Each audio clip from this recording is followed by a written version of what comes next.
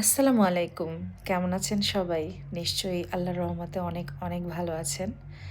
আমরাও কিন্তু আল্লাহর রহমতে অনেক, অনেক, অনেক বেশি ভালো আছি আলহামদুলিল্লাহ। তো দেখেন আমার চেহারার হাসি খুশি যে ভাবটা, সেটা দেখেই হয়তোবা আপনারা বুঝতে পারছেন যে আপনাদের পদ্ম আপু কতটা খুশি।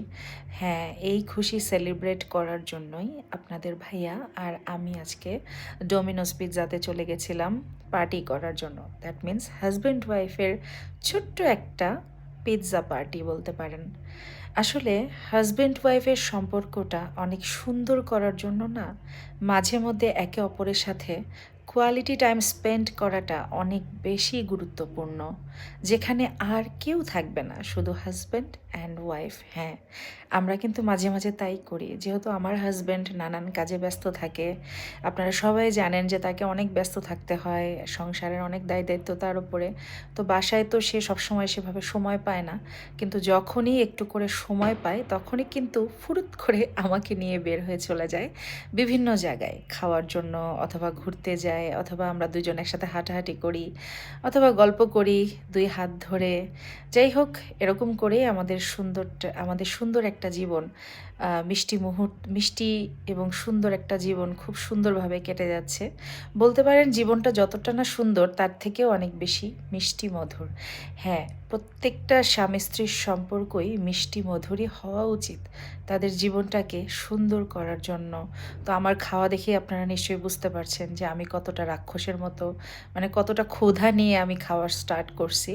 হ্যাঁ, আমি রাতে বলতে পারেন এটা দিয়েই ডিনার করে ফেলছি। আপনাদের ভাইয়াও তাই।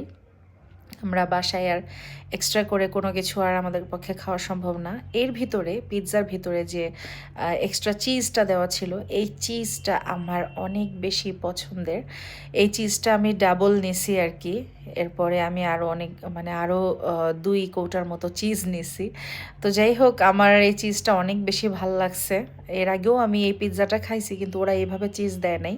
এভাবে দেওয়ার কারণে পিৎজাটার স্বাদ অনেক বেশি বেড়ে গেছে। তো আপনারা একটু দেখে বলেন তো আমাদের এই পিৎজাটা কার কার খেতে ইচ্ছা করতেছে, এবং এটার লুকিংটা কেমন হয়েছে, দেখতে কেমন লাগতেছে, এবং আপনারাও কি এটা খেলে অনেক বেশি এনজয় করতে পারতেন আমাদের মতো? হ্যাঁ, এভাবে করেই আমাদের জীবনটা চলে যাচ্ছে, সুন্দরভাবে অতিবাহিত হয়ে যাচ্ছে। আর আমরা না একে অপরের সাথে অনেক ভালো আছি। হ্যাঁ, এই ভালো থাকাটা হয়তোবা অনেকে পছন্দ করে না, অনেকে নানান ধরনের বাজে বাজে কমেন্ট করে। কিন্তু বিশ্বাস করুন, তাতে আমাদের কিচ্ছুই যায় আসে না। কারণ আমরা যতদিন বেঁচে থাকবো, আমরা একে অপরের সাথে সুন্দরভাবে বেঁচে থাকার চেষ্টা করব, আমাদেরকে নিয়েই ব্যস্ত থাকবো। তো অনেক কথা বলে ফেললাম। সবাই ভালো থাকবেন, সুস্থ থাকবেন। আল্লাহ হাফেজ।